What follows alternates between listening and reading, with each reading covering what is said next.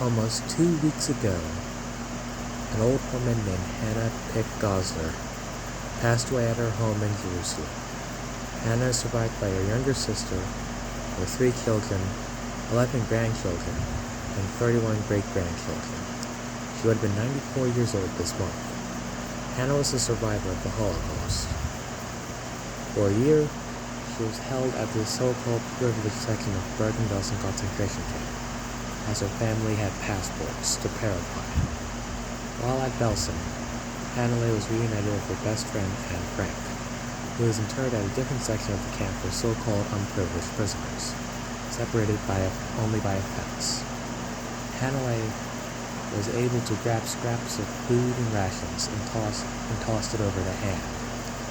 Anne passed away not long after the reunion at Belsen, and her world-famous diary would be published 2 years later.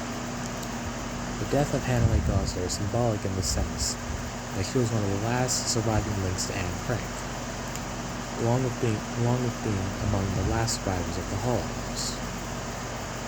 Along with the generation that fought in the Second World War, those who survived the horrors of the Holocaust have been slowly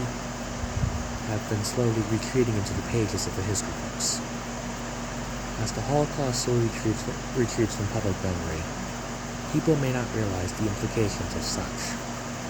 According to Anti-Semitism Uncovered, a guide to old myths in a new era, a website set up by the Anti-Defamation League in 2022, a March 2018 study indicated that only 30% of those from the millennial generation are aware that 6 million Jews perished in the Holocaust. A similar study conducted in 2020 claimed that 36% of its respondents from the millennial and Zoomer generations were unaware that 6 million Jews were murdered. In the 21st century, anti-Semitism is unfortunately still around.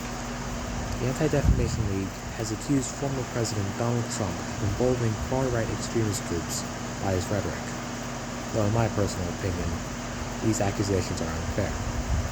Meanwhile, in the United Kingdom, the Labour Party has been rife with anti-Semitism, in which the former leader of the party, Jeremy Corbyn, was eventually suspended. What can be done to keep the memory of the victims and the survivors of the Holocaust alive when they slowly disappear? What can be done to combat anti-Semitism and to prevent a similar horrific genocide?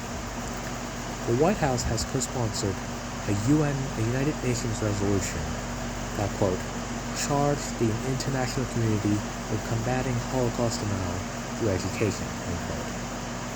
The White House has also partnered with Berlin to help improve Holocaust education as well as combat Holocaust denial. Another unique method of preserving the memory of the Holocaust has been put into play by the Museum of Jewish Heritage in New York City. Titled New Dimensions in Testimony, it utilizes hours of recorded footage along with language recognition technology to allow visitors to sort of interview 2 survivors, including Anne Frank's stepsister Ava Schloss.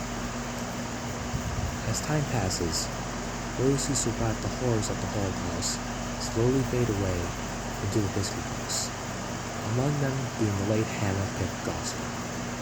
As the Holocaust slowly recedes from public memory, alarming studies revealed that younger generations seem to have forgotten about the Holocaust, while anti-Semitism continues to be rife in the 21st century. Thankfully, there are efforts to keep the memory alive and prevent such horrors from ever happening again.